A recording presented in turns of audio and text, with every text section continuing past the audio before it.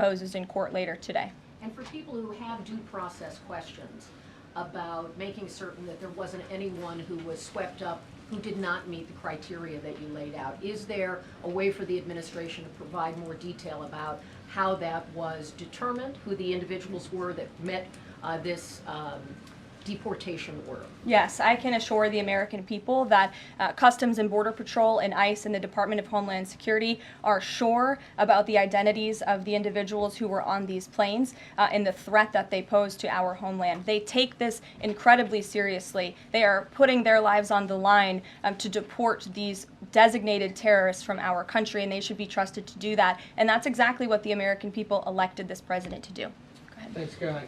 Just to follow up on that then, so you're saying definitively that the administration can prove everyone that was put on those flights to El Salvador was either a member of Tren de Aragua, MS-13, or some other entity? We've already provided the breakdown in the effort of transparency about the 261 illegal aliens who were deported. 137 of those were deported under the Alien Enemies Act. 101 of those were Venezuelans removed via Title VIII, which, as you know, are just regular immigration proceedings. And 23 of them were MS-13 Salvadorian gang members. There were also 2 MS-13 ringleaders as part of that group of 23 who President Bukele particularly expressed his gratitude for their return so he can demand justice in his home country. Jennifer. What criteria, though, other than, say, tattoos or maybe being in the wrong place at the wrong time, are they using to determine that someone is actually a member of one of these organizations?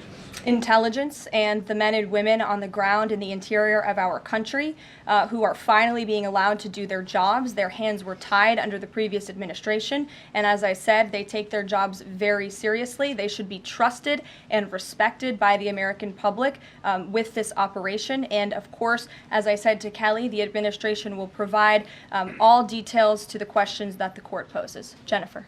One more follow-up on that. Can you say how much the U.S. is paying El Salvador to imprison these Venezuelans? And then a different question on Russia. I was wondering if you could give us an update on the ceasefire negotiations, and is there anything you can share on the list that Putin passed along to President Trump for the things he's requesting?